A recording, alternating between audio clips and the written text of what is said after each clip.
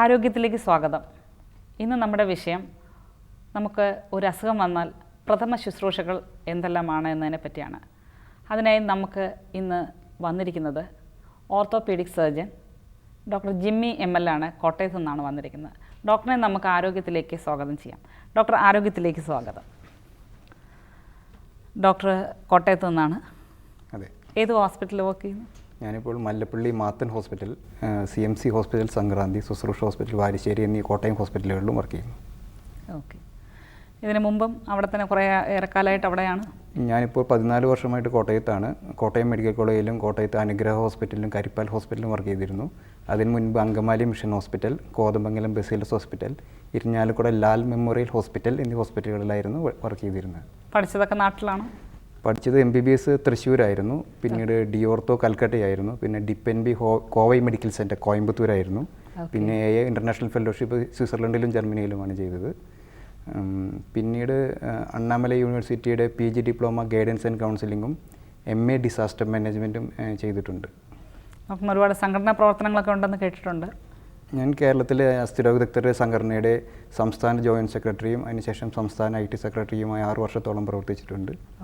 അതുപോലെ തന്നെ സാമൂഹിക സേവനപരമായ പ്രവർത്തനങ്ങളും വൈദ്യശാസ്ത്ര സെമിനാറുകൾ വിവിധ സ്ഥാപനങ്ങളിലും ചെയ്തു വരുന്നു. ഏകദേശം 80ഓളം സെമിനാറുകൾ കേരളത്തിലും തമിഴ്നാട്ടിലുമായി പോലീസിലും NCCയിലും ബൈബിൾ കോളേജിലും കോളേജിലും നഴ്സിംഗ് സ്ഥാപനങ്ങളിലുമായി ഹിന്ദിയിലും ഇംഗ്ലീഷിലും മലയാളത്തിലുമായി റോഡപകട പ്രഥമ ശുശ്രൂഷ, സാമൂഹ്യ വൈദ്യാതര സ്വയം സന്നദ്ധ പരിശീലനം, അത്യാഹിത ദുരന്തവൈദ്യം എന്നീ വിഷയങ്ങളുമായി ബന്ധപ്പെട്ട് ചെയ്തിരുന്നു. ഓക്കെ ഡോക്ടർ, നമ്മുടെ വിഷയം പ്രഥമ ശുശ്രൂഷകളെ പറ്റിയാണ്. അതെ. അപ്പോൾ ആദ്യമായിട്ട് നമുക്കറിയാനുള്ളത് എന്താണ് പ്രഥമ ശുശ്രൂഷ എന്നാണ്? നമുക്ക് എന്തെങ്കിലും ആരോഗ്യ പ്രശ്നമോ അത്യാഹിതമോ സംഭവിച്ചാൽ ആശുപത്രിയിൽ എത്തിക്കുന്നതിന് മുൻപ് അഥവാ ഡോക്ടറെ കാണുന്നതിന് മുൻപ് ഉടനടി ചെയ്യേണ്ട ശുശ്രൂഷകളെയാണ് പ്രഥമ ശുശ്രൂഷകൾ എന്ന് പറയുന്നത്. ഓക്കെ. എപ്പോഴും വരുന്നൊരു കാര്യമാണ് പനി വന്നു കഴിഞ്ഞാൽ നമുക്ക് എന്താണ് ഒരു പ്രഥമ ശുശ്രൂഷ?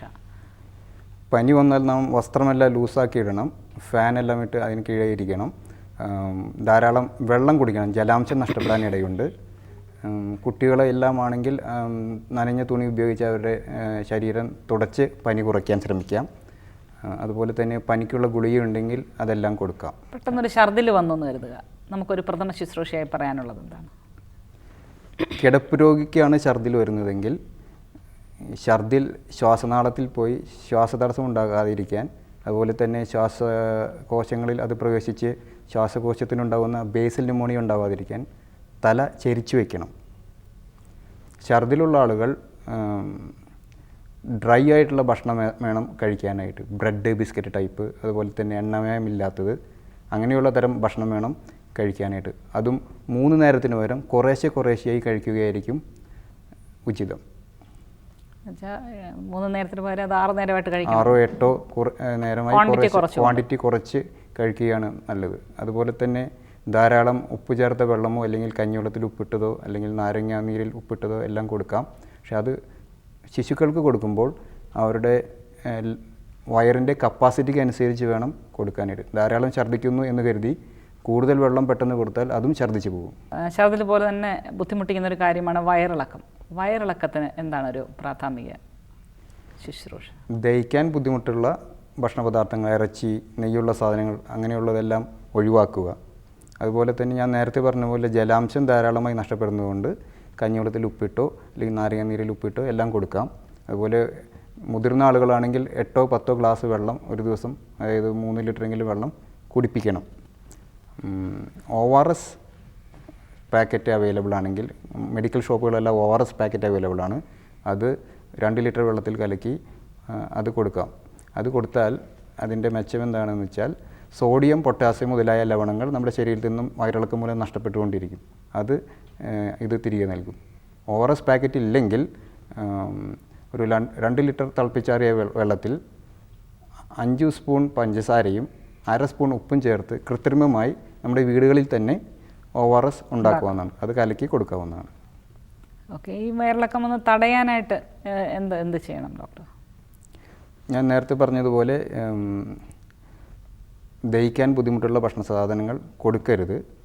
പിന്നെ വയറിളക്കം ദീർഘമായി നിൽക്കുകയാണ്, ശക്തിയായ പനിയുണ്ട്, വയറുവേദനയുണ്ട്, ചോരയും ചെളിയും എല്ലാം പോകുന്നു, അങ്ങനെയാണെങ്കിൽ സാധാരണ കാണുന്ന വൈറൽ വയറിളക്കത്തിന് അതീതമായി ബാക്ടീരിയ കൊണ്ടോ അല്ലെങ്കിൽ അമീബ കൊണ്ടോ ഉള്ള വയറിളക്കമാവാൻ സാധ്യതയുണ്ട്. അങ്ങനെയുള്ളപ്പോൾ നാം വൈദ്യസഹായം തേടണം. തലചുറ്റൽ പെട്ടെന്ന് വരുന്നതാണ് പലർക്കും. പല അസുഖം മൂലവും തലചുറ്റലുണ്ടാകാറുണ്ട്. അപ്പോൾ തലചുറ്റൽ വന്നാൽ ഒരു പ്രാഥമിക ശുശ്രൂഷ എന്താണ് ഡോക്ടർ പറയുന്നത്? തലചുറ്റൽ വന്നാൽ ഉടനടി അവരെ കിടത്തണം. അവർ വീണുകൊണ്ടിരിക്കുകയാണെങ്കിൽ പതുക്കെ താങ്ങി അവരെ നിലത്ത് കിടത്തണം. കാരണം തലചുറ്റൽ വരുന്ന ഒരു പേഷ്യൻ്റ് ആണെങ്കിൽ അപ്പം തന്നെ അവിടെ ആണെങ്കിൽ ഇരിക്കുക അല്ലെങ്കിൽ കിടക്കുക. ഇരുത്തുന്നത് നല്ലതല്ല, കിടത്തുകയാണ് നല്ലത്. തലച്ചോറിലേക്കുള്ള രക്തപ്രവാഹം കുറയുന്നത് മൂലമാണ് തലചുറ്റുണ്ടാകുന്നത്. ഓക്കെ. അപ്പം കിടത്തുന്നത് മൂലം രക്തം തലച്ചോറിലേക്ക് പ്രവേശിക്കാനായിട്ട് സഹായിക്കും. ദീർഘനേരം തലചുറ്റലുണ്ടാവുകയാണെങ്കിൽ കാൽഭാഗം പൊക്കി വെച്ചാൽ ഈ കാലുകളിലുള്ള രക്തം പ്രധാന അവയവങ്ങളായ തലച്ചോറ്, അതുപോലെ ലിവർ അങ്ങനെയുള്ള ഭാഗങ്ങളിലേക്ക് പോകാനായിട്ട് അത് സഹായിക്കും. ഓക്കെ. അതുപോലെ ഡ്രസ്സ് ലൂസാക്കി കൊടുക്കണം, ഫാൻ ഇട്ട് കൊടുക്കണം. ഇതെല്ലാമാണ് തലചുറ്റിന് വേണ്ടി ചെയ്യേണ്ടത്. പലപ്പോഴും നമ്മൾ എസ്പെഷ്യലി ബൈക്കിൽ സഞ്ചരിക്കുന്നവർക്ക് അല്ലെ നമ്മൾ നടന്നു പോകുമ്പോൾ കണ്ണിൽ പെട്ടെന്ന് കരട് വീഴാറുണ്ട്. അതെ. അത് പലപ്പോഴും നമുക്കറിയില്ല അത് എന്താ അതിന് വേണ്ടി ചെയ്യേണ്ടതെന്ന്. അതിനൊരു പ്രഥമ ശുശ്രൂഷ പറഞ്ഞുതരാം. കണ്ണിൽ കരട് വീണാൽ നമ്മൾ കൈകൊണ്ട് എടുക്കരുത്. കൈകൊണ്ട് എടുത്താൽ ചിലപ്പോൾ അത് കണ്ണിൽ തറച്ച് കയറാൻ സാധ്യതയുണ്ട്. അപ്പം നമ്മൾ ഉടനടി ഒരു ടാപ്പ് വെള്ളത്തിൻ്റെ അടുത്തേക്ക് പോയി ടാപ്പ് വെള്ളമോ അല്ലെങ്കിൽ ശുദ്ധമായ ജലമോ ഉപയോഗിച്ച് കണ്ണുകളെ കഴുകി ആ കരടിനെ കളയാൻ ശ്രമിക്കണം. അതിനുശേഷവും കരട് പോകുന്നില്ലെങ്കിൽ 2 കണ്ണും ശുദ്ധമായ അഥവാ രോഗാണുമുക്തമായ പാഡ് വെച്ച് മൂടണം. കണ്ണിന് മുറിവേറ്റാലും ഇപ്രകാരം തന്നെ ചെയ്യണം. എന്തിനാണ് 2 പാഡ് വയ്ക്കുന്നത്? പരിക്ക് പറ്റിയ കണ്ണിന് അല്ലെങ്കിൽ കരടുള്ള കണ്ണിന് വിശ്രമം കിട്ടാനാണ് ഇപ്രകാരം ചെയ്യുന്നത്. മറ്റേ കണ്ണ്, പരിക്ക് പറ്റാത്ത കണ്ണ് അനങ്ങിക്കൊണ്ടിരുന്നാൽ പരിക്ക് പറ്റിയ കണ്ണും അനങ്ങും. അതുകൊണ്ടാണ് 2 കണ്ണും ഇപ്രകാരം മൂടി വയ്ക്കേണ്ടത്. ഇതുപോലെ തന്നെ കണ്ണിൽ തീപ്പൊള്ളലേറ്റാൽ നാം പാഡ് വെച്ചോ അല്ലെങ്കിൽ പകുതി മുറിച്ച ഒഴിഞ്ഞ ഐസ്ക്രീം കപ്പ് വെച്ചോ കണ്ണിനെ മൂടി ആശുപത്രിയിൽ കൊണ്ടുപോകണം. കണ്ണിൽ തീപ്പൊള്ളലേറ്റാൽ ഒരിക്കലും വെള്ളം ഒഴിക്കരുത്. അത് കൂടുതൽ രോഗാണുബാധയ്ക്ക് ഇടയാകും. അതുപോലെ കണ്ണിൽ ആസിഡോ അല്ലെങ്കിൽ മറ്റു തരത്തിലുള്ള കെമിക്കലോ ആയാൽ കണ്ണ് ധാരാളം വെള്ളം ഉപയോഗിച്ച് വാഷ് ചെയ്ത് അവരെ ഹോസ്പിറ്റലിലേക്ക് കൊണ്ടുപോകണം. അതേപോലെ തന്നെയാണ് ചിലർക്ക് തണുപ്പ് കൂടിയാൽ, പ്രത്യേകിച്ച് വലിയ കാര്യങ്ങളൊന്നും ഇല്ലെങ്കിൽ തണുപ്പ് കൂടുമ്പോഴൊക്കെ പലർക്കും മൂക്കിൽ നിന്ന് രക്തം വരാറുണ്ട്. അതെ. മൂക്കിൽ നിന്ന് രക്തം വരുവാണെങ്കിൽ പെട്ടെന്ന് ചെയ്യാവുന്ന ഒരു മൂക്കിൽ നിന്ന് രക്തം വരികയാണെങ്കിൽ നമ്മൾ തല കുനിച്ച് പിടിക്കണം. ഒരിക്കലും മൂക്ക് ചീറ്റരുത്. മൂക്ക് ചീറ്റുകയാണെങ്കിൽ തന്നെ മൂക്കിൽ നിന്നുള്ള രക്തസ്രാവമെല്ലാം നിന്ന് ഒരു 6 മണിക്കൂറിന് ശേഷമേ ചീറ്റാവൂ. മൂക്ക് കുനിച്ച് പിടിച്ച് മൂക്കിൻ്റെ അറ്റത്ത് അഥവാ മൃദുവായ ഭാഗത്ത് 2 വിരലുകൾ കൊണ്ട് 10 മിനിറ്റോളം അമർത്തി പിടിക്കണം. ഇങ്ങനെ ചെയ്താൽ മിക്കവാറും 95% രക്തസ്രാവം നിൽക്കാൻ സാധ്യതയുണ്ട്. നിന്നില്ലെങ്കിൽ ഉടനടി ആശുപത്രിയിൽ കൊണ്ടുപോയി ENT സർജനെ കാണിച്ച് മൂക്ക് പ്രത്യേക സാധനങ്ങൾ വെച്ച് പാക്ക് ചെയ്യണം. ചില ആളുകൾക്ക് മൂക്കിലെ മൃദുവായ രക്തക്കുഴലുകൾ പൊട്ടുന്നത് മൂലം ഇങ്ങനെ മൂക്കിൽ നിന്ന് രക്തം വരാറുണ്ട്. അത് സാധാരണ പ്രഷർ അധികമായാലാണ് സംഭവിക്കുക. പ്രഷറിൻ്റെ അസുഖമുള്ള ആളുകൾ ഗുളിക കഴിക്കാൻ മറന്ന് പ്രഷർ വളരെ അധികമാകുമ്പോൾ അങ്ങനെ സംഭവിക്കാറുണ്ട്. അങ്ങനെയുള്ള ആളുകൾക്ക് പ്രഷറിൻ്റെ ഗുളിക എടുത്തു കൊടുത്ത് അത് കഴിക്കാനായിട്ട് അവരെ സഹായിക്കണം. ചിലപ്പോൾ മൂക്കിൽ നിന്ന് രക്തം വരുന്നതിനോടൊപ്പം തന്നെ മൂത്രത്തിലൂടെയും തൊലിയിലൂടെയും എല്ലാം രക്തം വരാം. ഇത് രക്തസ്രാവം ഉണ്ടാക്കുന്ന ചില പ്രത്യേക രക്തവുമായി ബന്ധപ്പെട്ട അസുഖങ്ങളാവാം. പർപ്യൂറ, ഹീമോഫിലിയ. അപ്പോൾ അങ്ങനെ പല ഭാഗങ്ങളിൽ നിന്ന് രക്തം വരുന്നുണ്ടെങ്കിൽ അവരെ ആശുപത്രിയിൽ കൊണ്ടുപോയി ബ്ലഡ് എല്ലാം ചെക്ക് ചെയ്യിപ്പിച്ച് ഡോക്ടറെ കാണിച്ച് അതിനുവേണ്ട പ്രത്യേകമായ ചികിത്സകൾ ചെയ്യേണ്ടതാണ്. അതുപോലെ ശിശുക്കളുടെ മൂക്കെല്ലാം ഉണങ്ങിയിരുന്നാൽ ഉപ്പുവെള്ളത്തിൽ മുക്കിയ തുണി കൊണ്ട് മൂക്ക് നനയ്ക്കണം. അതുപോലെ കുട്ടികളിൽ മൂക്ക് മാന്തുന്ന സ്വഭാവം ചിലർക്കുണ്ട്.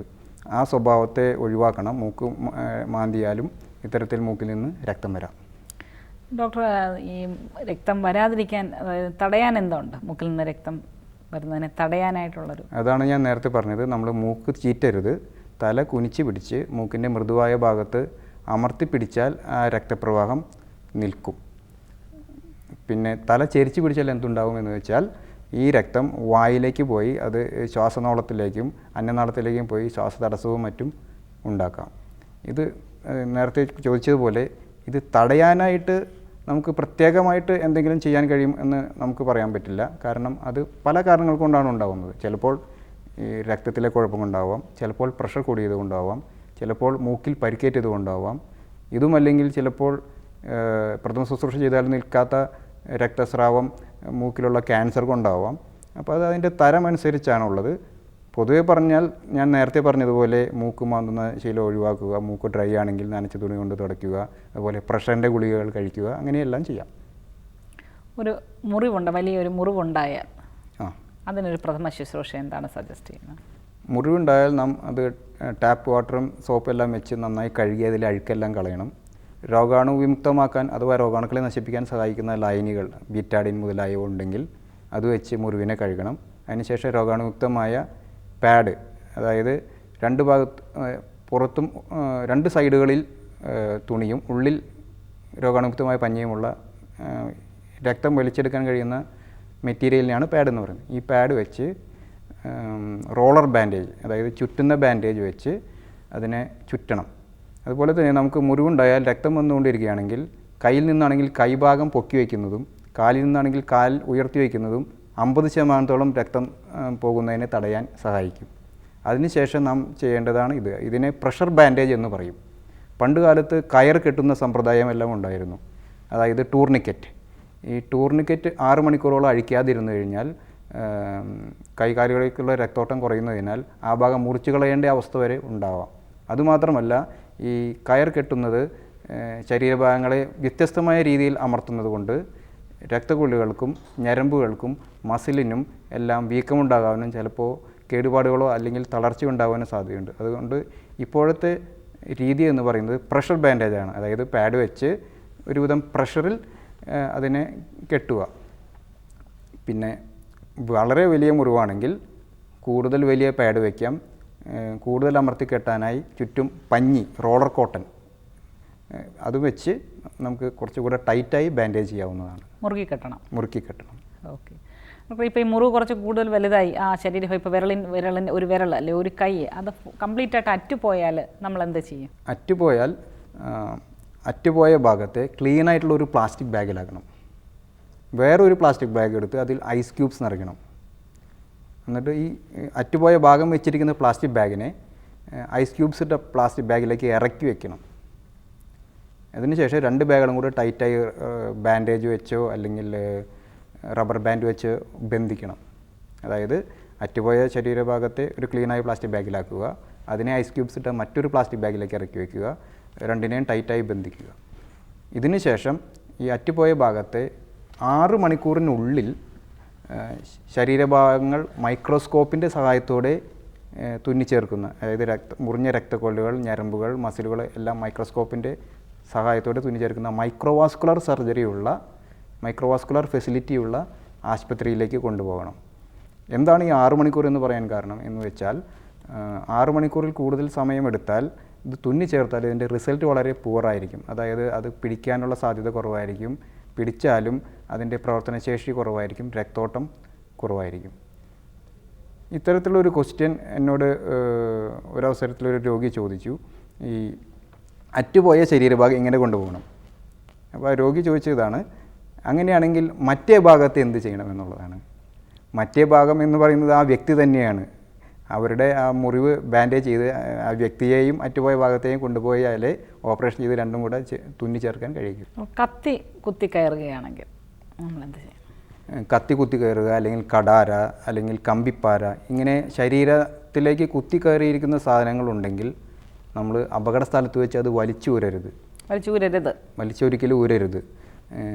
ഇത് അനേക ആന്തരാവയവങ്ങളിലേക്ക് പോയിട്ടുണ്ടാകും. ഉദാഹരണമായി വയറിൻ്റെ മുകൾ ഭാഗത്ത് വലത്ത് ഭാഗത്താണ് ഒരു കമ്പിപ്പാര കുത്തി കയറിയതെങ്കിൽ അത് ലിവർ, സ്പ്ലീൻ, പ്രാചീരം, കിഡ്നി, അയോർട്ട, മസിലുകൾ, അങ്ങനെ പല ഭാഗങ്ങളിലേക്ക് കയറിപ്പോയിട്ടുണ്ടാവാം.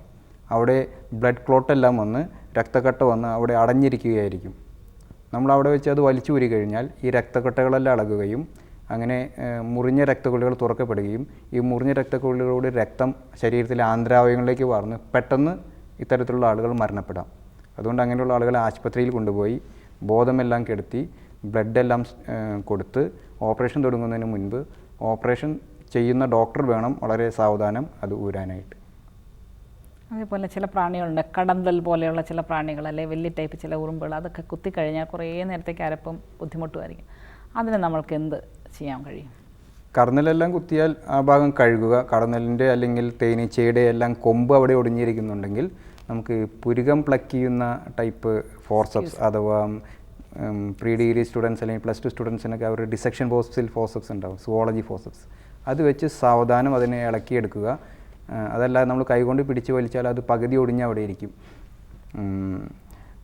അവിടെ നീരും വേദനയും ഉണ്ടെങ്കിൽ അവരെ ആശുപത്രിയിൽ കൊണ്ടുപോയി ഡോക്ടറെ കാണിക്കേണ്ടതാണ്. നീരും വേദനയും ഒന്നുമില്ല എങ്കിൽ അത് കഴുകി വൃത്തിയാക്കി അതങ്ങനെ തന്നെ വിട്ടുകളയാവുന്നതാണ്. ഇതുപോലെ തേൾ കുത്തിയാലും ചില തേളുകൾക്ക് നല്ല വിഷമുണ്ട്. അവിടെ കഴുകി വൃത്തിയാക്കി ബാൻഡേജ് എല്ലാം ചെയ്ത് അവരെ ആശുപത്രിയിൽ കൊണ്ടുപോയി പരിശോധിപ്പിക്കേണ്ടതാണ്. വിഷമുണ്ടെങ്കിൽ അതിന് വേണ്ട പ്രതിവിഷ ചികിത്സ ചെയ്യേണ്ടതാണ്. അതേപോലെ നമ്മൾ വീട്ടിൽ വളർത്തുന്ന മൃഗങ്ങൾ, പട്ടിയോ പൂച്ചയോ അതുപോലുള്ള എന്തെങ്കിലും മൃഗങ്ങൾ കടിച്ചാൽ അതിനൊരു പ്രത്യേകത. പട്ടി, പൂച്ച ഇങ്ങനെയുള്ള മൃഗങ്ങൾ കടിക്കുകയോ മാന്തുകയോ അതല്ലെങ്കിൽ വന്യമൃഗങ്ങൾ, ഉദാഹരണം പുലി, അതെല്ലാം കടിക്കുകയോ മാന്തുകയോ എല്ലാം ചെയ്താൽ നമ്മൾ സാധാരണ മുറിവിന് വേണ്ട എല്ലാ പ്രഥമ ശുശ്രൂഷകളും, മുറിവിനെ രോഗാണുമുക്തമായ ലൈൻ വെച്ച് കഴുകി വൃത്തിയാക്കുക, ബാൻഡേജ് ചെയ്യുക, അങ്ങനെയുള്ള കാര്യങ്ങൾ ചെയ്യണം. അതുപോലെ തന്നെ നാം സാധാരണ മുറിവുണ്ടാകുമ്പോൾ ചെയ്യുന്ന ടെറ്റനസ് ടോക്സിൻ, അതായത് ടെറ്റനസ് ഉണ്ടാവാതിരിക്കാനുള്ള പോയിസൺ ഇഞ്ചക്ഷൻ എന്ന് സാധാരണ പറയുന്ന ഇഞ്ചക്ഷൻ എടുക്കണം. ഇതിനെല്ലാം പുറമേ ഇപ്പം നമ്മുടെ വളർത്തുമൃഗമാണ്, അതായത് വളർത്തുപൂച്ചയോ വളർത്തുപട്ടിയോ എല്ലാമാണ് നമ്മെ കടിച്ചതെങ്കിൽ 10 ദിവസത്തോളം ആ പട്ടിയെ ഒബ്സർവ് ചെയ്യാവുന്നതാണ്.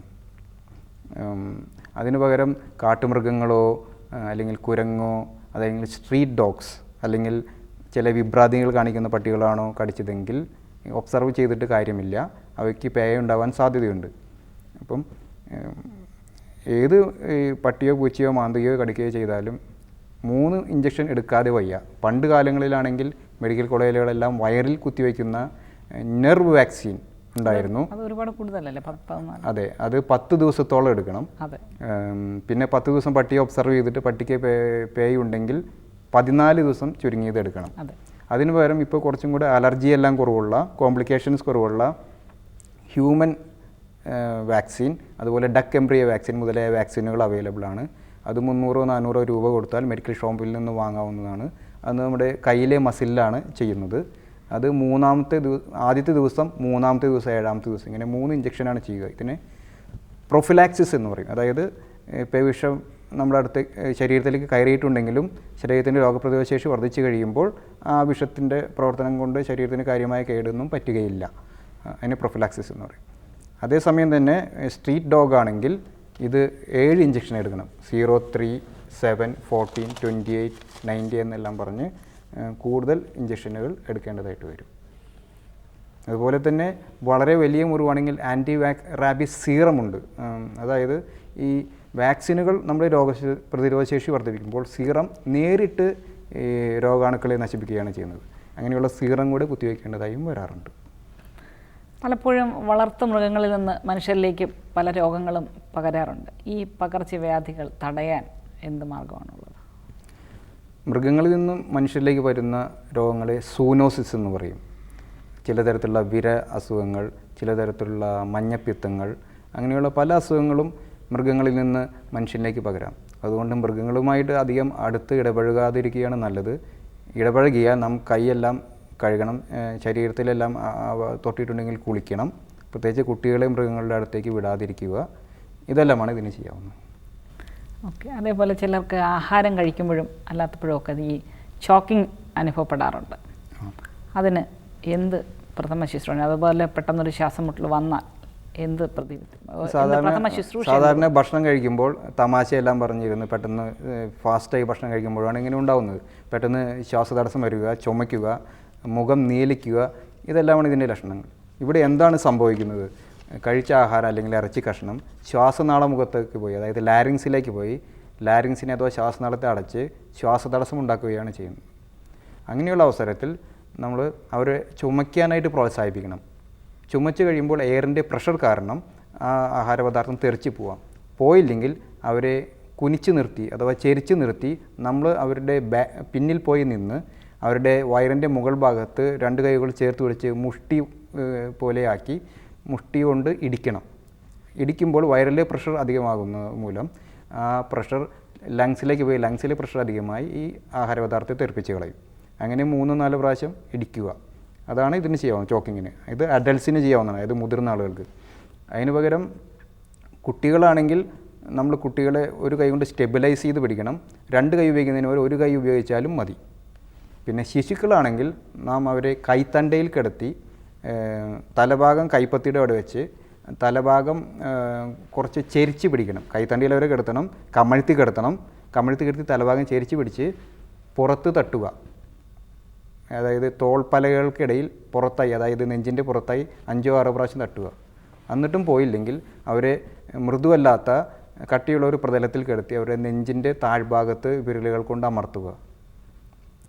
ഇങ്ങനെ 5-6 സൈക്കിൾസ്, അതായത് പുറത്ത് തട്ടുക, കമഴ്ത്തി കിടത്തി, പിന്നെ മലർത്തി കിടത്തി അമർത്തുക. ഇങ്ങനെ 5-6 പ്രാവശ്യം ചെയ്തിട്ടും അത് പോയില്ലെങ്കിൽ നാം അവരുടെ വായ് തുറന്ന് വായ് പരിശോധിച്ച് ആ ആഹാരവസ്തുവിനെ എടുത്തു കളയണം. അപ്പോൾ എന്തുകൊണ്ടാണ് ഇത് 3ാമത്തെ സ്റ്റെപ്പായി ചെയ്യുന്നത്? അതായത് ആദ്യം നമ്മൾ വിരൽ കടത്തി പരിശോധിക്കുന്നത്. കാരണം ചിലപ്പോൾ ആ ആഹാരപദാർത്ഥം ശ്വാസനാളത്തെ പകുതിയെ അടച്ചിട്ടുണ്ടാവുള്ളൂ. നമ്മുടെ ഫിംഗറിൻ്റെ വിരലുകളുടെ തെറ്റായ മൂവ്മെൻറ്റ് അഥവാ അനക്കം മൂലം ആ ശ്വാസനാളത്തെ അത് മുഴുവനായി അടയ്ക്കാൻ ചിലപ്പോൾ ഇടയാക്കിയേക്കാം. അതുകൊണ്ടാണ് ഇത് 3rd സ്റ്റെപ്പായി ചെയ്യുന്നത്. ആദ്യം തട്ടിക്കഴിഞ്ഞതിന് ശേഷമേ അതെ, 5-6 പ്രാവശ്യം സൈക്കിൾസ് ചെയ്തതിന് ശേഷമേ വായിൽ കയ്യിലിട്ട് എടുക്കാവൂ. ശ്വാസമുട്ടൽ പോലെ തന്നെയാണ് പെട്ടെന്ന് വരുന്നതാണ് ഹൃദയാഘാതം. ഇത് തിരിച്ചറിയുന്നത് എങ്ങനെയാണ് ഡോക്ടർ? ഒരു ഹൃദയാഘാതമാണ് എനിക്ക് എന്ന് തിരിച്ചറിയുന്നത് എങ്ങനെയാണ്? സാധാരണ ഹൃദയാഘാതത്തിൻ്റെ വേദന വളരെ ശക്തമായ അമർത്തുന്ന രീതിയിൽ നെഞ്ചിൻ്റെ നടുവിലായുള്ള വേദനയായിരിക്കും. അതുപോലെ തന്നെ ഇടത്തെ തോളിലേക്കോ കഴുത്തിൻ്റെ ഇടത്തെ ഭാഗത്തേക്കോ അത് അരിച്ചു കയറുകയോ അരിച്ചിറങ്ങുന്നത് പോലെയോ തോന്നാം. ചിലപ്പോൾ ശ്വാസതടസ്സവും വിയർക്കലും ഉണ്ടാകാം. ഇതിൽ നിന്ന് ഇത് ഹൃദയാഘാതമാണെന്ന് തിരിച്ചറിയാം.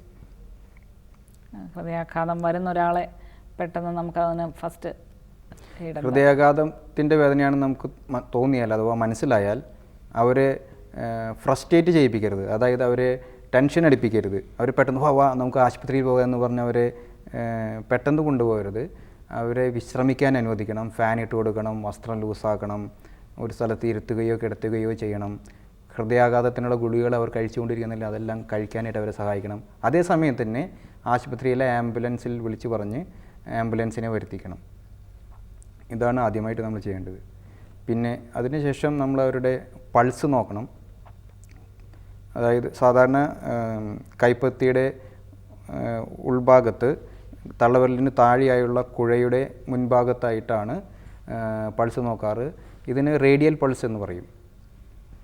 ചിലപ്പോൾ ഹൃദയം വളരെ മന്ദഗതിയിലാണ് പ്രവർത്തിക്കുന്നതെങ്കിൽ റേഡിയൽ പൾസ് കിട്ടുകയില്ല. അങ്ങനെയാണെങ്കിൽ കഴുത്തിൻ്റെ മുകൾ ഭാഗത്ത് താടിയലിൻ്റെ താഴെയുള്ള ഭാഗത്ത് കരോട്ടിഡ് പൾസ് എന്ന കരോട്ടിഡ് രക്തക്കൊള്ളിൻ്റെ പൾസ് കിട്ടും. അതും നോക്കാവുന്നതാണ്. ഈ പൾസ് ഇല്ലെങ്കിൽ ഹൃദയം പ്രവർത്തിക്കുന്നില്ല എന്നർത്ഥം. അങ്ങനെയുള്ള അവസ്ഥയിൽ നാം ഹൃദയത്തെ അമർത്തി പ്രവർത്തിക്കണം. ഇതിനായിട്ട് കൈപ്പത്തിയുടെ മുഴപാലത്തെ ഭാഗം, അതായത് ബോൾ ഓഫ് ദ പാം, മീതയ്ക്ക് മീത് വെച്ച് കൈവിരലുകൾ കോർത്ത് പിടിച്ച് ഹൃദയാഘാതം സംഭവിച്ചിരിക്കുന്ന രോഗിയെ നിലത്ത് കിടത്തി, പദമില്ലാത്ത നിലത്ത് വേണം കിടത്താൻ, ഫേമായിട്ടുള്ള സ്ഥലത്ത് വേണം കിടത്താൻ. നമ്മളവിടെ പോയി മുട്ടുകുത്തി നിന്ന് ഈ വിരലുകൾ പൊക്കി പിടിച്ച് കൈപ്പത്തിയുടെ മുഴിച്ച ഭാഗം മീതയ്ക്ക് മീത് വെച്ച് നെഞ്ചെല്ലിൻ്റെ താഴ്പകുതിയിൽ അമർത്തണം. നെഞ്ചെല്ല് 1.5 ഇഞ്ച് താഴുന്ന രീതിയിൽ വേണം അമർത്താനായിട്ട്. ഇങ്ങനെ നെഞ്ചെല്ല് 1.5 ഇഞ്ച് താഴുമ്പോൾ ഹൃദയം അമരുകയും ഹൃദയത്തിലുള്ള രക്തം രക്തക്കൊള്ളിലൂടെ ശരീരഭാഗത്തിലേക്ക് എത്തുകയും അങ്ങനെ ശരീരകോശങ്ങൾക്ക് ഓക്സിജൻ കിട്ടുകയും ചെയ്യും. നമ്മുടെ ഹൃദയം സാധാരണ 72 പ്രാവശ്യമാണ് 1 മിനിറ്റിൽ ഇടിക്കുക. അതുകൊണ്ട് 1 മിനിറ്റിൽ 72 പ്രാവശ്യം വേണം ഇങ്ങനെ അമർത്താനായിട്ട്. ഇതിനെയാണ് കാർഡിയാക് മാസേജ് അഥവാ ഹൃദയത്തെ അമർത്തി പ്രവർത്തിപ്പിക്കൽ എന്ന് പറയുന്നത്. കുട്ടികൾക്കാണെങ്കിൽ 1.5 ഇഞ്ചിന് പകരം 1 ഇഞ്ച് നെഞ്ചെല്ല് താഴ്ന്നാൽ മതി. 2 കൈക്ക് പകരം 1 കൈ ഉപയോഗിച്ചാൽ മതി. ശിശുക്കൾക്കാണെങ്കിൽ 1 ഇഞ്ചിന് പകരം 1/2 ഇഞ്ച് താഴ്ന്നാൽ മതി. 1 കൈക്ക് പകരം 2 വിരലുകൾ ഉപയോഗിച്ചാൽ മതി. ഓരോ പ്രാവശ്യം നമ്മൾ അമർത്തി കഴിഞ്ഞാൽ കൈ പതുക്കെ എടുക്കണം. കാരണം ആ ഹൃദയം റീകോയിൽ ചെയ്യാൻ അഥവാ അതിൻ്റെ പഴയ അവസ്ഥയിലേക്ക് തിരിച്ചു വരാനാണ് ഇപ്രകാരം ചെയ്യുന്നത്. ഇപ്പം കമഴ്ത്തി കിടത്തല്ല, നിലത്ത് ഫേമായിട്ടുള്ള സ്ഥലത്ത് ഫ്ലോറിൽ കിടത്തി വേണം, നാം സൈഡിൽ പോയി മുട്ടുകുത്തി നിന്ന് വേണം ഇത് ചെയ്യാനായിട്ട്. കൈകൾ മീതയ്ക്ക് മീതെ വെച്ച് നെഞ്ചെല്ലിൻ്റെ താഴ്പകുതിയിൽ അമർത്തി വേണം ഇപ്രകാരം ചെയ്യാനായിട്ട്. 1 മിനിറ്റിൽ 72 പ്രാവശ്യം ഇപ്രകാരം ചെയ്യണം. ഇത് ഏകദേശം അരമണിക്കൂറോളം തുടരാം. അരമണിക്കൂറിന് ശേഷവും ഹൃദയത്തിൻ്റെ പ്രവർത്തനം വരുന്നില്ലെങ്കിൽ ഇത് ചെയ്തിട്ട് വലിയ മെച്ചമൊന്നുമില്ല. ഇത് ചെയ്തുകൊണ്ടിരിക്കുമ്പോൾ ഹൃദയത്തിൻ്റെ പ്രവർത്തനം തിരികെ വരികയാണെങ്കിൽ, അതായത് നമ്മളിത് ഒരു അര മിനിറ്റ് നിർത്തി നോക്കി പൾസ് നോക്കുമ്പോൾ പൾസ് ഉണ്ടെങ്കിൽ ഹൃദയം പ്രവർത്തിക്കുന്നു എന്നർത്ഥം. ഹൃദയം ചുരുങ്ങുമ്പോൾ ഹൃദയത്തിലുള്ള രക്തക്കൊള്ളിലൂടെ ഇരച്ചു പോകുമ്പോൾ രക്തക്കൊള്ളികൾ ഇലാസ്റ്റിക് ആയതുകൊണ്ടാണ് അത് വീർത്താണ് നമുക്ക് പൾസ് കിട്ടുന്നത്. ഓക്കെ. അപ്പോൾ അതായത് നമ്മൾ കൈപ്പത്തിയുടെ തള്ളവിരലിൻ്റെ താഴ്ഭാഗത്ത് 3 വിരലുകൾ വെച്ച് തള്ളവിരൽ പിന്നിൽ വെച്ച് അമർത്തി നോക്കുമ്പോൾ നമ്മുടെ 3 വിരലുകൾ പൊങ്ങുന്നതായി കാണും. ഇതിനെയാണ് പൾസ് എന്ന് പറയുന്നത്. അപ്പം ഈ പൾസ് തിരികെ വന്നാൽ ഹൃദയം പ്രവർത്തിക്കുന്നു എന്നർത്ഥം. അങ്ങനെയാണെങ്കിൽ പിന്നെ അത് ചെയ്യേണ്ട ആവശ്യമില്ല. അവരെ നമുക്ക് റിക്കവറി പൊസിഷൻ അഥവാ ചെരിച്ച് കിടത്താം. ഇതെന്തിനാണെന്ന് വെച്ചാൽ വായിലെല്ലാം ധാരാളം പതയുണ്ടാകും. ആ പതയെല്ലാം ശ്വാസനാളമുഖത്തേക്ക് പോയി അതിനെ അടയ്ക്കാതിരിക്കാനാണ് ഇപ്രകാരം ചെയ്യുന്നത്. ഇതിനെ റിക്കവറി പൊസിഷൻ എന്ന് പറയും. പക്ഷേ ഇങ്ങനെയൊക്കെയുള്ള ആളുകൾക്ക് എത്രയും പെട്ടെന്ന് ഈ പ്രഥമ ശുശ്രൂഷ ചെയ്യുന്ന ആളോ അല്ലെങ്കിൽ മറ്റാളുകൾ അവിടെ ഉണ്ടെങ്കിലോ എത്രയും പെട്ടെന്ന് ആംബുലൻസ് വരുത്തി ആശുപത്രിയിൽ കൊണ്ടുപോകേണ്ടതാണ്. ഡോക്ടർ, ഞങ്ങളുടെ സംശയങ്ങൾ തീർന്നിട്ടില്ല. സമയപരിമിതി മൂലം ഇന്നിവിടെ പൂർണ്ണമാക്കുന്നു. പ്രഥമ ശുശ്രൂഷയെ പറ്റിയുള്ള ബാക്കി ഭാഗങ്ങളുമായി അടുത്ത എപ്പിസോഡിൽ വീണ്ടും ഇതേ സമയം.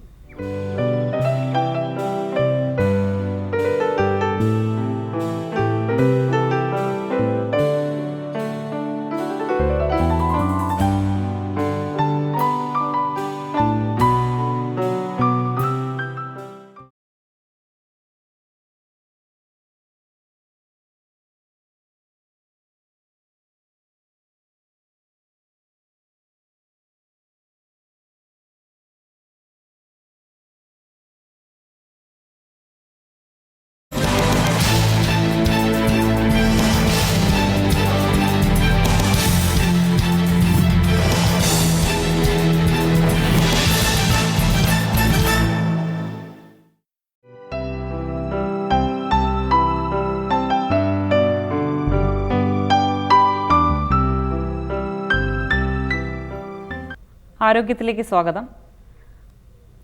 പ്രഥമ ശുശ്രൂഷയെ പറ്റിയുള്ള വിഷയമാണ് ഇന്നത്തെ നമ്മുടെ വിഷയം. അതിനായി നമ്മോടൊപ്പം എത്തിയിരിക്കുന്നത് ഡോക്ടർ ജിമ്മി ML ആണ്. കോട്ടയത്ത് നിന്ന് വന്ന ഓർത്തോപീഡിക് സർജനാണ്. ഡോക്ടറെ നമുക്ക് ആരോഗ്യത്തിലേക്ക് സ്വാഗതം ചെയ്യാം. ആരോഗ്യത്തിലേക്ക് സ്വാഗതം ഡോക്ടർ. ഡോക്ടർ, കഴിഞ്ഞ ആഴ്ച നമ്മൾ പറഞ്ഞിരുന്നത് പ്രഥമ ശുശ്രൂഷയെ പറ്റിയാണ്. അതിൻ്റെ ബാക്കി ഭാഗങ്ങളാണ് ഇന്ന് നമുക്ക് അറിയേണ്ടത്. അതിനു മുമ്പ് ഡോക്ടർ നമ്മുടെ പ്രേക്ഷകർക്കായി ഡോക്ടർ ഏത് ഹോസ്പിറ്റലിലുണ്ട് എന്നൊന്ന് പറയാം. ഞാനൊരു അസ്ഥിരോഗ വിദഗ്ധനാണ്. ഞാനിപ്പോൾ Mallappally George Mathan medical mission ഹോസ്പിറ്റലും കോട്ടയത്തുള്ള CMC ഹോസ്പിറ്റൽ സംക്രാന്തിയിലും ശുശ്രൂഷ ആശുപത്രി വാരിശ്ശേരിയിലുമാണ് ജോലി ചെയ്യുന്നത്. ഞാൻ പഠിച്ചത് തൃശ്ശൂർ മെഡിക്കൽ കോളേജിലായിരുന്നു MBBS. പിന്നെ ഓർത്തോ കൽക്കട്ടയായിരുന്നു. പിന്നെ ഡിപ്പെൻഡ് ചെയ്ത് കോവൈ മെഡിക്കൽ സെൻ്റർ കോയമ്പത്തൂരായിരുന്നു. പിന്നെ AO ഇൻ്റർനാഷണൽ ഫെലോഷിപ്പ് സ്വിറ്റ്സർലൻഡിലും ജർമ്മനിയിലും ചെയ്തു. അതിനുശേഷം അണ്ണാമല യൂണിവേഴ്സിറ്റിയുടെ PG diploma in guidance and കൗൺസിലിങ്ങും അതുപോലെ തന്നെ MA ഡിസാസ്റ്റർ മാനേജ്മെൻറ്റും ചെയ്തിരുന്നു. പിന്നെ മുൻപ് വർക്ക് ചെയ്യുന്നുണ്ടായിരുന്നു അങ്കമാലി മിഷൻ ഹോസ്പിറ്റൽ, കോതമംഗലം ബസേലോസ് ആശുപത്രി, ലാൽ ഹോസ്പിറ്റൽ ഇരിഞ്ഞാലക്കുട എന്നിവിടങ്ങളിലായിരുന്നു. ഞാനിപ്പോൾ 13 വർഷമായി കോട്ടയത്താണ്. കോട്ടയം മെഡിക്കൽ കോളേജിലും അതുപോലെ തന്നെ അനുഗ്രഹ ഹോസ്പിറ്റൽ, കരിപ്പാൽ ഹോസ്പിറ്റൽ മുതലായ ആശുപത്രികളിലും MGDM കങ്ങഴ ഹോസ്പിറ്റലിലും ഞാൻ മുൻപ് ജോലി ചെയ്തിരുന്നു. ഓക്കെ ഡോക്ടർ, കഴിഞ്ഞ എപ്പിസോഡിൽ നമ്മൾ പ്രഥമ ശുശ്രൂഷകളെ പറ്റി പറഞ്ഞിരുന്നു. എന്തെങ്കിലും സംഭവിച്ചാൽ ആദ്യമേ എന്ത് ചെയ്യണമെന്ന് ഒരുപാട് അസുഖങ്ങളെ പറ്റി നമ്മൾ പറഞ്ഞിരുന്നു. ഡോക്ടറെ, നമുക്കറിയാനോ എന്താണ് ഡീഫിബ്രിലേഷൻ എന്നാൽ? ഡീഫിബ്രിലേഷൻ സാധാരണ ചെയ്യാറ് ഹൃദയാഘാതം ഉണ്ടാകുമ്പോഴാണ്. ഹൃദയത്തിൻ്റെ പ്രവർത്തനം അപകടം സംഭവിച്ച് നിലയ്ക്കാം, മറ്റ് പല കാരണങ്ങൾ കൊണ്ടും നിലയ്ക്കാം, അതുപോലെ തന്നെ ഹൃദയാഘാതം മൂലവും നിലയ്ക്കാം. സാധാരണ അപകടം സംഭവിച്ച് ഹൃദയത്തിൻ്റെ പ്രവർത്തനം നിലയ്ക്കുകയാണെങ്കിൽ ഹൃദയത്തിൻ്റെ പ്രവർത്തനം പൂർണ്ണമായി നിലയ്ക്കുകയാണ് ചെയ്യുന്നത്. ഇതിന് കഴിഞ്ഞ എപ്പിസോഡിൽ പറഞ്ഞതുപോലെ കാർഡിയാക് മാസേജ്, ഹൃദയത്തെ അമർത്തി ഹൃദയത്തിൽ നിന്നുള്ള രക്തത്തെ രക്തക്കുള്ളിലേക്ക് എത്തിച്ച് കോശങ്ങൾക്ക് ഓക്സിജൻ കൊടുക്കുക എന്ന രീതിയാണ് ചെയ്യുന്നത്. ഇതിന് കഴിഞ്ഞ എപ്പിസോഡിൽ പറഞ്ഞതുപോലെ 72 പ്രാവശ്യം ഹൃദയത്തെ 1 മിനിറ്റിൽ അമർത്തണം. കൈപ്പത്തികൾ മീതയ്ക്ക് മീതെ വെച്ച് കൈയുടെ മുഴച്ചു നിൽക്കുന്ന ഭാഗം, അതായത് കൈപ്പത്തിയുടെ ബോൾ ഓഫ് ദ പാം മുഴച്ചു നിൽക്കുന്ന ഭാഗം നെഞ്ചെല്ലിൻ്റെ താഴ്പകുതിയിൽ വെച്ച് നെഞ്ചെല്ലിനെ 1.5 ഇഞ്ച് താഴുന്ന രീതിയിൽ അമർത്തി ആണ് ഇപ്രകാരം ചെയ്യുന്നത്. ആ സമയത്ത് കൈവിരലുകൾ മുകളിൽ പൊക്കി വയ്ക്കണം. 1.5 ഇഞ്ച് താഴുമ്പോൾ ഹൃദയത്തിലെ